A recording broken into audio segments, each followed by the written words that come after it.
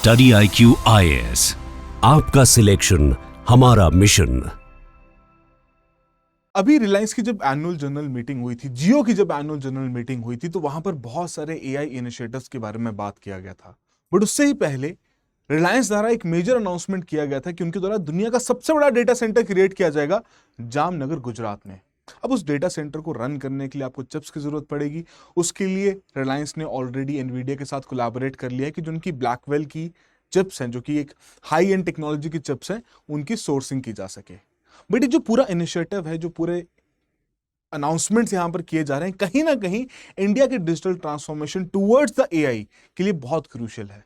Because हम जब भी ये बात करते हैं कि इंडिया कहां रैंक करता है एआई रेस में, तो कहीं ना कहीं भी अभी हम बहुत पीछे हैं, चाहे वो in terms of computational power हो, in terms of data centers हो, या इन टर्म्स ऑफ इंडिजिनियसली कोई एआई मॉडल हो। So we need those kind of investments ताकि हम एआई इंफ्रास्ट्रक्चर यहां पर क्रिएट कर सकें।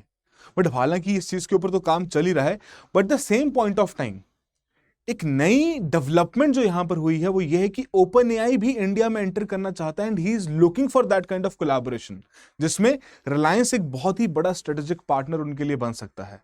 बिकॉज रिलायंस ऑलरेडी इस प्रकार से अपने डेटा सेंटर की क्रिएशन के ऊपर काम कर रहा है। बिना डेटा के कोई भी एआई मॉडल पॉसिबल ही नहीं है कि भैया वहां पर काम कर पाए।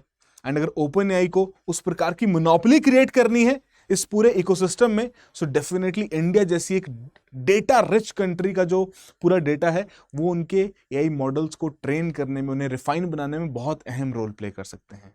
तो आइए आज के सेशन में हम जानते हैं क्या है ये ओपन एआई का स्टारगेट प्रोजेक्ट, किस तरीके से काम करने की बात रखी जा रही है, and why this particular Jamnagar facility और the state of Gujarat is going to be revolutionized. क्योंकि कहीं ना कहीं ये पूरा इकोसिस्टम एक तरीके से डेवलप होता हुआ देखने को मिल रहा है, क्रॉस लिंकेजेस यहां पर बढ़ती हुई देखने को मिल रही है। वही डिस्कस करते हैं। मेरा नाम अरविंद गुलेरिया है। तो बेसिकली अगर हम बात करें स्टारगेट एआई के बारे में, तो आपका $500 बिलियन का एआई मेगा प्रोजेक्ट है, जो कि वर्ल्ड का बिगेस्ट एआई इंफ्रास्ट्रक्चर प्लान यहां पर क्रिएट किया गया है, जिसमें आपके ओपन एआई, सॉफ्टबैंक, ओरेकल, इन सभी की स्ट्रेटेजिक पार्टनरशिप देखने को मिलती है। अब देखिए, यूएस का तो ऑलरेडी एआई डोमिनेंस काफी हद तक देखने को मिलता है, because in terms of computational powers, in terms of data centres, they are already leading the race. But the point is with this particular project, कहीं ना कहीं जो एआई में लीडरशिप, जो मोनोपोली क्रिएट करने की बात रखी गई है यूएस के लिए, वो उसके ऊपर फोकस रखता है। अब इसी में आपका टेक्सास का ऑलरेडी $100 बिलियन का फर्स्ट फेज यहां पर ऑलरेडी लॉन्च कर दिया जा चुका है। 2 डेटा सेंटर्स यहां पर क्रिएट किए जा रहे हैं, 20 नेशन वाइड वहां पर क्रिएट किए जाएंगे। एंड ऑलरेडी इस टारगेट एआई प्रोजेक्ट के लिए बहुत सारी strategic partnerships across Nvidia, Microsoft, Arm, इन सभी के साथ क्रिएट कर दी गई है। बिकॉज ये छोटा प्रोजेक्ट नहीं है, एक बहुत ही कॉम्प्रिहेंसिव एंड इंटरकनेक्टेड प्रोजेक्ट है, जो कि दुनिया के एआई सिस्टम को या एआई इकोसिस्टम को बिल्कुल यहां पर रेवोल्यूशनाइज कर देगा। बट बहुत बार क्रिटिक्स यहां पर आर्ग्यू भी करते हैं कि क्रेडिबिलिटी क्या है भैया $500 बिलियन की फंडिंग की, किस तरीके से आप इसे यहां पर खर्च कर रहे हैं। बिकॉज अगर आप इस प्रकार का डेटा सेंटर्स क्रिएट करना चाहते हैं अपने एआई मॉडल्स को ट्रेन करने के लिए, उन्हें रिफाइन करने के लिए, you will have to need that kind of energy demands. उन एनर्जी डिमांड्स को कैसे पूरा यहां पर किया जाएगा। एंड ऑलरेडी बहुत सारी रिपोर्ट्स ये भी हाईलाइट करती हैं कि ये जो टारगेट एआई प्रोजेक्ट है, इसमें डिलेज भी देखने को मिल रहे हैं। बट एक नई डेवलपमेंट जो हुई है, जिसके बेसिस पर ये डेफिनेटली हम कह सकते हैं कि एक नया दौर आगे आने वाले समय में देखने को मिल सकता है कि जब इंडिया का भी एआई रेस में नाम लिया जा सकता है। But with this partnership challenges भी एसोसिएटेड हैं, जिनको हम स्किप नहीं करेंगे, जिनके बारे में हम डिटेल में यहां पर बात करेंगे। बट बिफोर बिगिनिंग अहेड, एक बहुत ही इंटरेस्टिंग वर्ल्डली मैप यहां पर एआई की इकोसिस्टम के बारे में बात करता है इंडिया के कंटेक्स्ट में।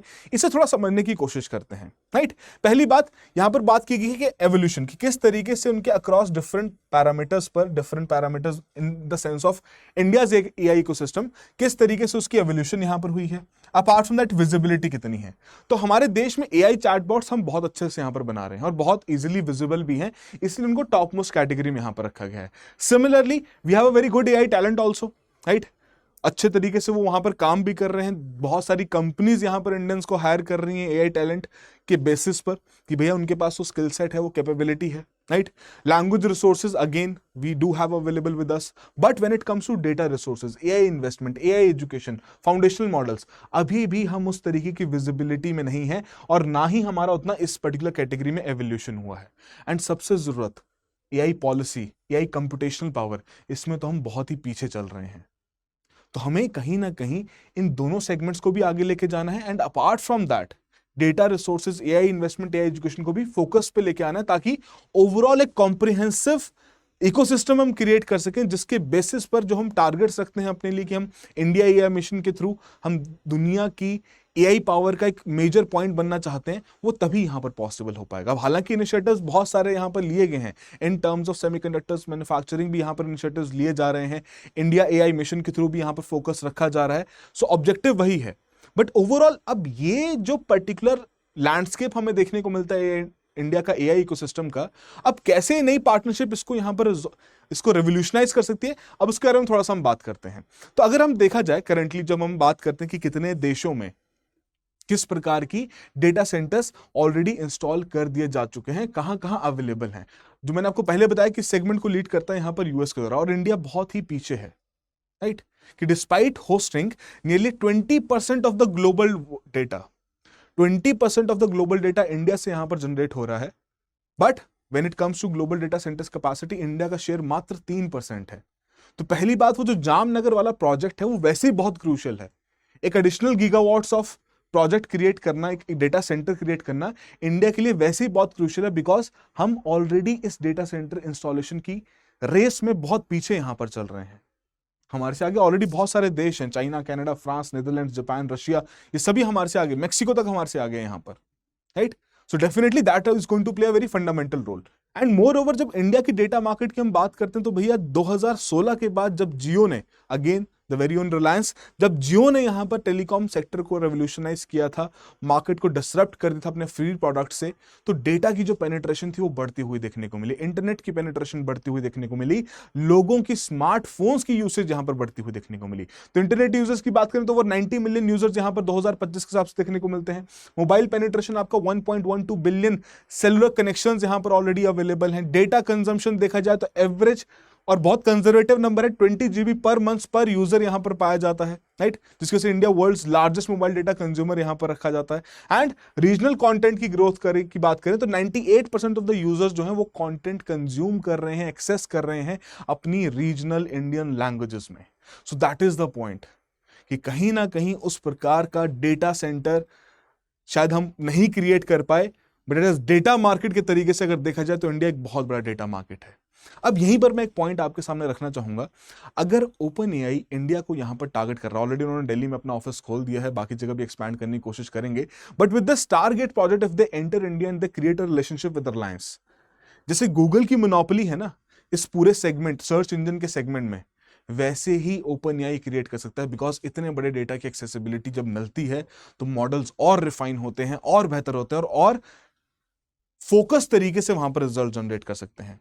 मतलब वो जब अभी तो चैट जीपीटी 5 की बात करते हैं ना 7, 8, 9, 10 में, तो भैया वो कुछ नया ही वहां पर क्रिएट कर पाएंगे, and more over Indian consumption के बेसिस पर क्रिएट कर पाएंगे। That is the very important phenomena. Indianisation होना बहुत जरूरी है, बिकॉज हमें शायद जो रिक्वायरमेंट्स हो एआई मॉडल से यूएस में कुछ और हो, जापान में कुछ और हो, एंड यहां पर तो जो कंटेंट का कंजम्पशन ही रीजनल लैंग्वेजेस में ज्यादा है, तो डेफिनेटली हमें उस प्रकार का कंजम्पशन भी चाहिए होगा।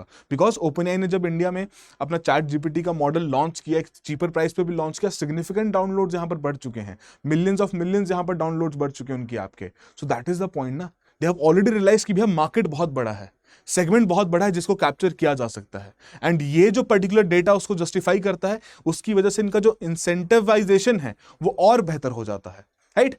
अब ऑलरेडी रिलायंस ने तो अपना रिलायंस इंटेलिजेंस यहां पर अनाउंस कर दिया, डिफरेंट पिलर्स वहां पर अनाउंस कर दिए, जिसमें इनके द्वारा गूगल और मेटा के साथ उस प्रकार की पार्टनरशिप्स रखी गई हैं, कोलैबोरेशन यहां पर किया जाएगा। एंड उसी केस में ये अपना एआई इंफ्रास्ट्रक्चर भी क्रिएट करना चाहते हैं, जिसे पावर करना चाहते हैं 100% रिन्यूएबल एनर्जी के साथ, right. Apart from that target sectors आपके education, health, agriculture, different sectors के लिए सर्विसेज जनरेट करना चाहते हैं। तो ये ऑलरेडी जब एनुअल जनरल मीटिंग हुआ था तो सभी पॉइंट्स वहां पर रेस किए गए थे कि जी हां, इस तरीके से रिलायंस इंटेलिजेंस भी यहां पर क्रिएट किया जा रहा है, एंड रिलायंस का अपना जो खुद का डेटा है that is also very gold mine, है ना। जिस प्रकार से उन्होंने अपनी मार्केट रीच बढ़ाई टेलीकॉम कनेक्टिविटीज में, तो एक बहुत बड़ा गोल्ड माइन बन चुका है। और फर्दर रिलायंस तो यहां पर अब फाइनेंशियल मार्केट में भी उतर चुका है, ब्लैक रॉक के साथ इंटीग्रेशन की है, अलायंस के साथ इंटीग्रेशन की गई है यहां पर इंश्योरेंस सेक्टर के लिए। सो रिलायंस खुद में ही एक गोल्ड माइन यहां पर बन रहा है डेटा का, तो डेफिनेटली कहीं ना कहीं उनकी खुद की इंफ्रास्ट्रक्चर एआई के केस में एक प्लस पॉइंट तो है ही, बट डेटा जो उनके पास खुद अवेलेबल है उसे कहीं ओपन एआई चाहेगा ही चाहेगा, बिकॉज वो एक बहुत बड़ा डेटा मार्केट है, right. So that is the point कि कहीं ना कहीं उनकी खुद की इंफ्रास्ट्रक्चर एआई के केस में एक प्लस पॉइंट तो है ही, बट डेटा जो उनके पास खुद अवेलेबल है उसे कहीं कि उसको टैप किया जाए और जो मोनोपोली वो क्रिएट करना चाहते हैं उस मोनोपोली में आगे बढ़ा जाए, राइट। अब यही जो आपका जामनगर वाला प्रोजेक्ट है, अगर उसको हम थोड़ा डिस्कस करें और इसी में अगर ओपन एआई की इंटीग्रेशन होती है तो वर्ल्ड्स बिगेस्ट डेटा सेंटर यहां पर बताया जा रहा है, जो कि अनप्रेसिडेंटेड स्केल पर यहां पर क्रिएट किया जाएगा कि 1 गीगावाट का ज्यादा ही, उससे ज्यादा ही आपका एआई डेटा सेंटर यहां पर क्रिएट करने की बात की जा रही है गुजरात में, जो कि नियरली डबल कर देगा इंडिया की टोटल करंट कैपेसिटी, जितनी भी करंट कैपेसिटी उसको टोटल और यहां पर बढ़ा देगा, जिसकी वजह से कहीं ना कहीं making it one of the world's largest AI hubs. Global impact के केस में बात करें, so at this scale it will require approximately 1,35,000 NVIDIA B100 GPU chips, right, and 1.3 gigawatt of continuous power supply. And कहीं ना कहीं ये power supply का concern ही तो बार बार क्रिटिक्स रेज कर रहे हैं कि पावर सप्लाई कहां से इंश्योर करेंगे आप, कूलिंग चैलेंजेस यहां पर एसोसिएटेड रहेंगे कि आपको हाई पावर जो आपका एआई वर्कलोड्स हैं वो और यहां पर डिमांड करेगा कि उसको कूलिंग सॉल्यूशंस यहां पर अवेलेबल हो सकें, चाहे वो लिक्विड कूलिंग सॉल्यूशंस हो, इमर्शन कूलिंग सॉल्यूशंस हो, एडवांस हेवैक सिस्टम्स हो, हर एक तरीके का सिस्टम यहां पर क्रिएट करना पड़ेगा। And these systems are going to consume 30 to 40% of the total power, right. इसी केस में अगर देखा जाए, इसका सिंपल सा एक तरीका देखा जाए समझने का, जो यहां पर डेलॉइट की रिपोर्ट में मेंशन किया गया था, गीगावाट डेटा सेंटर्स की अगर हम बात करें दे रिक्वायर मैसिव एनर्जी, जो कि हमने ऑलरेडी यहां पर समझा। अब उसी को अगर हम कंपेयर करें कि भैया अगर आपका 1 गीगावाट साइज का डेटा सेंटर है which is using 85% of its peak demand, तो भैया वो उतनी एनर्जी यहां पर कंज्यूम करेगा जो कि 1.8 मिलियन पीपल वहां पर कंज्यूम करते हैं और 7,10,000 यूएस हाउस होल्ड वहां पर कंज्यूम करते हैं। तो बेस्ड ऑन सम एस्टिमेशंस ये एक रफ सा आइडिया यहां पर लगाया गया ताकि आपको भी अंडरस्टैंड हो सके कि भैया कितना यहां पर एनर्जी कंजम्पशन रहेगा। That is why critics are basically questioning this whole target initiative कि आप इतना एनर्जी जनरेट करवाओगे कहां से। एंड सिंस रिलायंस की बात करें, रिलायंस जो अपना डेटा सेंटर यहां पर बनाना चाहता है वो तो कह रहा है भैया मैं 100% रिन्यूएबल एनर्जी के ऊपर यहां पर काम करूंगा। अब उसी केस में गुजरात यहां पर एक बहुत पोटेंशियल सोल्यूशन के तरीके से इमर्ज होता है। How Gujarat? Because land availability चाहिए, वो भी यहां पर अवेलेबल है।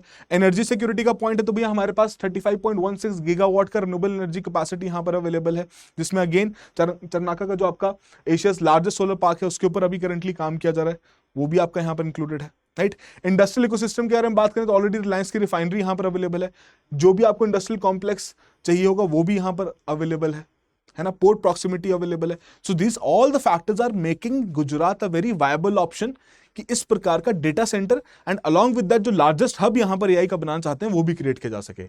फिर इसमें एक और पॉइंट है, जैसे करेंटली हमने क्या देखा है कि यूएस एडमिनिस्ट्रेशन द्वारा एनवीडिया के ऊपर रोक लगाएगी कि भैया अपनी चिप्स को आपको एक्सपोर्ट नहीं करना है, चाइना को करना है तो उस केस में आपको सरकार को रेवेन्यू शेयरिंग देनी पड़ेगी।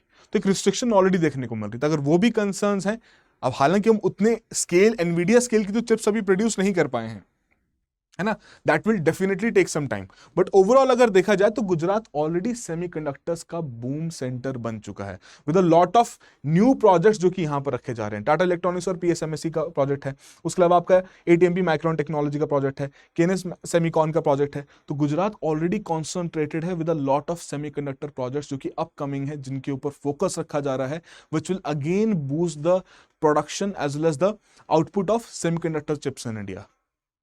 सो वो अवेलेबिलिटी भी काफी इजी हो सकती है इन द लॉन्गर रन अगर इस चीज को ऑब्जर्व किया जाए। I am not directly comparing Nvidia के चिप्स जो कि अभी यहां पर प्रोड्यूस होनी है उन चिप्स के साथ, डेफिनेटली उनकी जो पावर है, उनकी कंप्यूटेशनल पावर ज्यादा ही देखने को मिलेगी, but I am simply saying कि उस प्रकार की एक सप्लाई चेन क्रिएट करने का आइडिया यहां पर एस्टैब्लिश किया जा सकता है। That is the point, alright. तो that is why Gujarat is a very ideal location for this.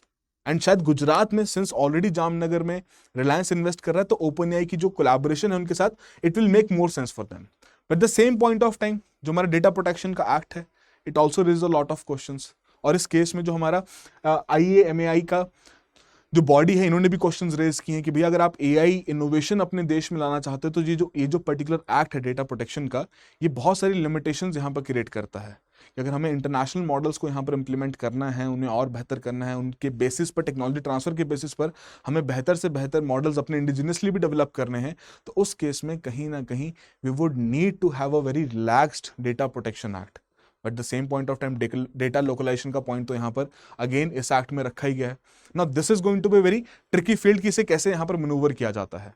Because in the longer run हम चाहते हैं हमारा डेटा सिक्योर रहे, हमारे देश का डेटा देश में ही अवेलेबल रहे। इसी वजह से भारत सरकार ने पहले भी अर्ज किया था ओपन एआई को कि भैया कुछ बिलियंस ऑफ डॉलर्स खर्च करो और अपना सेटअप इंडिया में यहाँ पर क्रिएट कर लो। तो शायद उसी चीज को देखते हुए जो current adoption chat GPT application का हुआ है, शायद उसी को देखते ये नए स्टेप्स यहाँ पर ओपन एआई ले सकता है अपने स्टारगेट प्रोजेक्ट के लिए, राइट। अब बात करें क्या इंपैक्ट पड़ेगा, तो जॉब्स भी हैं एंड कुछ रिस्क भी यहाँ पर एसोसिएटेड हैं। तो जॉब्स क्रिएशन की बात करें, डायरेक्ट जॉब्स आपकी एआई डेटा सेंटर जो आपके सेंटर ऑपरेशंस उनमें देखने को मिलेगी। इनडायरेक्ट जॉब्स आपकी कंस्ट्रक्शन, लॉजिस्टिक्स, सर्विसेज, इन सभी सेगमेंट्स में रहेगी। एंड इकोसिस्टम जॉब्स भी यहाँ पर रहेंगे आपके रिसर्च के लिए, सर्विस प्रोवाइडर्स के लिए, अपार्ट फ्रॉम दैट स्टार्टअप्स के लिए। तो एक बेसिक सा एंगल है कि भैया हाँ जी इन सेक्टर्स में आपकी जॉब्स क्रिएट हो सकती हैं। Eight the same point of time जो इंडिया का बहुत क्रूशियल सेगमेंट है सर्विसेज एक्सपोर्ट्स का, अब अगर हम बेहतर एआई मॉडल्स या बेहतर एआई इंफ्रास्ट्रक्चर यहां पर क्रिएट कर पाते हैं तो हमारी देश की कंपनीज को और यहां पर बेनिफिट मिलेगा, right. IT companies, AI companies को और यहां पर बेनिफिट मिलेगा और सिग्निफिकेंट एक्सपोर्ट्स यहां पर वो जनरेट कर पाएंगे, जो कि ऑलरेडी एक कंसर्न हमें देखने को मिल रहा है हायर एक्ट की वजह से। हमें यहां पर मार्केट भी डाइवर्सिफाई करने की जरूरत है। But the same point of time automation risks are already associated. जो आपकी बीपीओ व्हाइट कॉलर जॉब्स हैं कहीं ना कहीं डिस्प्लेसमेंट यहां पर फेस करेंगे। तो 8% का तो हेडकाउंट कट्स ऑलरेडी हमने फिलीपींस में देख लिया है जब आपका एआई इकोसिस्टम वहां पर क्रिएट किया गया। और वैसे ही 40 to 50% of the white collar jobs अगर हम बोलें आईटी, फाइनेंस, रिटेल, इन सभी में ये भी रिस्क में है कि भैया कहीं ना कहीं डिसरप्शन देखने को मिल सकती है, right. And entry level workers जो हैं वो सबसे ज्यादा वल्नरेबल है बिकॉज उनके पास वैसा स्किल सेट अवेलेबल ही नहीं है। एंड जैसे इन्फोसिस के केस में हम कहते थे ना कि इन्फोसिस तो भैया आपका ट्रेनिंग प्रोग्राम के थ्रू आपको स्किल सेट सिखाता था, अब इन्फोसिस ने भी भैया उसमें हायरिंग वहां पर कम कर दी है। But the same point of time जो आपके एआई स्किल्ड प्रोफेशनल्स रहेंगे कहीं ना कहीं इस पर्टिकुलर सेगमेंट, इस पर्टिकुलर फील्ड में एक मेजर ग्रोथ देखने को मिल सकता है, जो कि करेंटली जरूरी भी है कि हमारे देश का डेमोग्राफिक डिविडेंड को अब्सॉर्ब करने के लिए नई फील्ड्स यहां पर ओपन हो और उन फील्ड्स के लिए रेलेवेंट स्किल सेट भी यहां पर इन्हें प्रोवाइड किया जाए। बट जो चैलेंजेस और जो कंसर्न्स हैं कि भैया मोनोपोली यहां पर क्रिएट ना हो जाए, हमारा डेटा बाहर ना चला जाए, राइट, उसको भी हम यहां पर डिस्कस करेंगे। उससे पहले एक सिंपल सा सवाल आपसे यहां पर पूछा रहा है कि आपने इंडिया एआई मिशन के बारे में डेफिनेटली सुना होगा, राइट। तो भैया कौन सी मिनिस्ट्री जो कि इस इंडिया एआई मिशन को यहां पर ओवरसी कर रही है, किसके अंतर्गत एआई मिशन यहां पर लॉन्च किया गया है, जरा चैट बॉक्स और कमेंट बॉक्स में जरूर मेंशन कीजिएगा। And more over for economy subject we have been trying to build a community जहां पर इकोनॉमी को और बेहतर किया जा सके, सिंप्लीफाई किया जा सके। जैसा कि टेलीग्राम चैनल जिसको आप ज्वाइन कर सकते हैं। अगर आपके कोई भी डाउट्स हैं प्रिपरेशन से related, you can definitely contact me, WhatsApp me, I will be more than happy to assist you. And currently study IQ द्वारा आप सभी की प्रिपरेशन को और बेहतर बनाने के लिए, खासकर उन सभी एस्पिरेंट जो कि 2026 को यहां पर टारगेट कर रहे हैं, उनके लिए प्रतिज्ञा बैच लॉन्च कर दिया जा चुका है। बैच आज से स्टार्ट हो रहा है but there is still time, आप उसमें एनरोलमेंट ले सकते हैं। ऑल द पॉइंटर्स की P2I बैच है जो प्रीलिम्स से लेकर इंटरव्यू तक की पूरी प्रिपरेशन को यहाँ पर कवर किया जाता है। स्टेप बाय स्टेप आपका हर एक सब्जेक्ट कवर किया जाएगा। Live classes, recorded sessions, notes, mentorship, answer writing, mock test, whatever you need it is being provided on this. And इसी में आपका PRP इनिशिएटिव भी है। अगर आप टॉप 10% परफॉर्मर्स रहते हैं इस बैच में तो उस केस में you will be called upon, आप ऑफलाइन सेंटर्स में आइए, हमारे साथ प्रिपेयर कीजिए एंड प्रीलिम्स इंटेंसिव फोकस रखते हुए अपना प्रीलिम्स क्लियर कीजिए। और उसमें एक इंसेंटिव सबसे बड़ा क्या है, that complete amount will be refunded back to you. So definitely check out कीजिए। एंड अगेन अगर आपके कोई डाउट्स रहे किसी भी तरीके के, आप मुझे अप्रोच कर सकते हैं। I will be more than happy to assist you. Now the point is कि कहीं ना कहीं डिजिटल सोवरेनिटी के चैलेंजेस यहां पर हैं कि ऐसा ना हो कि भैया हम सिर्फ और सिर्फ एक कंप्यूटेशनल कॉलोनी यहां पर बन जाए, राइट। कि हैवी रिलायंस अगर हम फॉरेन एआई इंफ्रास्ट्रक्चर के ऊपर रखें, जैसे कि आपको ओपन एआई यहाँ है, तो कहीं ना कहीं एक मेजर रिस्क क्रिएट करता है कि इंडिया एक डेटा सप्लायर ना बन जाए कि भैया अच्छा हमारा डेटा यूज करते रहो, हमारा खुद का एआई इनोवेशन कुछ नहीं हो पाया। सिर्फ और सिर्फ एक्सटर्नल एआई प्लेयर्स हैं जो कि हमारे पूरी एआई पॉलिसी, पूरा एआई डेवलपमेंट को यहां पर फोकस पे रख रहे हैं, उसी को वहां पर इन्फ्लुएंस कर रहे हैं। तो this is very important risk जिसे हमें एड्रेस करने की आवश्यकता है। तो कहीं ना कहीं हमें डोमेस्टिक कंपनीज की ग्रोथ यहां पर आवश्यक जरूरी है। उसके बाद सोवरेनिटी थ्रेट्स के बारे में बात करें तो भैया dependence on the technical, economic and policy vulnerabilities. India की जो खुद की डिजिटल फ्यूचर की जो अपॉर्चुनिटीज है उसको कहीं ना कहीं कंट्रोल कर देता है। जैसे अभी एनवीडिया का एग्जांपल ले लेते हैं हम। अगर रिलायंस यहां पर डिपेंडेंट है एनवीडिया के ऊपर, तो रिलायंस की डिपेंडेंस को सबसे बड़ा झटका कब लगा, जब यूएस ने वहां पर कहा कि भैया एनवीडिया भी अपनी चिप्स ऐसे एक्सपोर्ट नहीं कर सकता। अब हालांकि कोलैबोरेशन है, एनवीडिया भी चाहेगा, बट एडमिनिस्ट्रेशन नहीं चाहेगा तो भैया कैसे ही हो पाएगा, बहुत मुश्किल है ना उसकी भी। अब चाइना के साथ कर रहा है तो उसमें रेवेन्यू शेयरिंग वहां पर देना पड़ रहा है, दैट इज द पॉइंट। तो ऐसी कोई भी पॉलिसीज रहेंगी जिसमें अगर हमारी फॉरेन डिपेंडेंसी रहेगी तो उस केस में हमारे एआई इनोवेशन, एआई इकोसिस्टम की डेवलपमेंट एक मेजर थ्रेट वहां पर बना रहेगा। तो इसीलिए हमें कहीं ना कहीं इंडिजिनियस एआई मॉडल्स को प्रमोट करना पड़ेगा। जैसे कृत्रिम यहां पर ओला वाले भाई ने बनाया था, बट कहाँ उसके बारे में कोई बात ही नहीं कर रहा है। वो उस तरीके से रीडिफाइन नहीं कर पाए ना, वैसा रीडेवलप नहीं कर पाए, उसको इंप्रूव नहीं कर पाए, राइट। तो हमें उसी प्रकार की डेवलपमेंट चाहिए, वैसे एआई मॉडल्स की डेवलपमेंट चाहिए जो कि इंडिजिनियसली बिल्ड किए गए हों, हमारी डेटा ओनरशिप को भी यहां पर इंश्योर कर सके। And in the longer run जो हम टारगेट्स करते हैं कि भैया एआई में हम आगे निकलना चाहते हैं, हम एक सेंट्रल पॉइंट बनना चाहते हैं ग्लोबल एआई इकोसिस्टम का, वो तभी जाके यहां पर पॉसिबल हो पाएगा। तो पॉलिसी रिकमेंडेशंस यहां पर क्या है कि अगर आप इस प्रकार का डेटा शेयर कर भी रहे हैं इतने बड़े प्लेटफॉर्म्स ओपन एआई जैसे कि, तो कुछ ना कुछ यहां पर टेक्नोलॉजी ट्रांसफर किया जाए ताकि हमारा एआई मॉडल भी यहां पर डेवलप हो सके। लोकल पार्टनरशिप रिक्वायरमेंट्स यहां पर क्रिएट की जाए कि भैया इंडियन पार्टिसिपेशन भी रहे एआई डेवलपमेंट में। डेटा जो आपके डेटा वैल्यू उसकी कैप्चरिंग की यहां पर बात की जाए, है ना जी, कि भैया हमारी डेटा कॉन्ट्रीब्यूशन से हमें कुछ इकोनॉमिकली बेनिफिट भी यहां पर मिले। एंड एक रेगुलेटरी बैलेंस यहां पर इंश्योर करना पड़ेगा कि हम सोवरेनिटी भी प्रोटेक्ट कर सकें, and at the same point of time we need to make sure कि हम इनोवेशन को भी यहां पर हिंडर ना करें। सो अगर हम कंप्लीट तरीके से डिजिटल प्रोटेक्शन एक्ट के तरीके से जाएंगे तो भैया डेफिनेट सी बात है इनोवेशन रिस्ट्रिक्ट होगी। वो तो कहता है कि आपका डेटा यहीं का यहीं रहना चाहिए, है ना। Companies will be very reluctant to invest in India, खासकर ये इकोसिस्टम के लिए, चाहे हमारा जितना ही बड़ा डेटाबेस क्यों ना। अब चाइना के केस में यहाँ पर क्या है, चाइना के पास बहुत बड़ा डेटाबेस अवेलेबल है, बट उनके पास खुद की अपनी एआई मॉडल्स भी अवेलेबल हैं जो कि उस डेटाबेस को यूज करके अपने आप को बेहतर बना रहे हैं। बट हमारा एआई मॉडल अभी भी थोड़ा सपना है, जब देखते हैं कब तक इसको पूरा यहाँ पर कर पाएंगे। नॉट द पॉइंट इज, अगर अपॉर्चुनिटी मिल रही है एक कोलैबोरेशन करने की, तो उस अपॉर्चुनिटी को डेफिनेटली यूज करना चाहिए। But the same point of time, at the same point of time we need to make sure कि जो हमारा डेटा सोवरेनिटी है वो यहाँ पर बरकरार रहे। अब देखते हैं किस तरीके से यहाँ पर सरकार भी इस चीज में कॉन्ट्रीब्यूट करती है, बिकॉज पॉलिसी बहुत जरूरी है। Believe me, AI policy, overall innovation policy, that is something which is going to play a very pivotal role. अगर पॉलिसी ने एनेबल किया तो डेफिनेटली अच्छा ग्रोथ भी देखने को मिल सकता है। चलिए, तो आई होप आप सभी के लिए कुछ ना कुछ वैलिडेशन कंटेंट यहां पर जरूर बना हो। So that will be all the very best, have a good preparation. Study IQ IAS, आपका सिलेक्शन हमारा मिशन।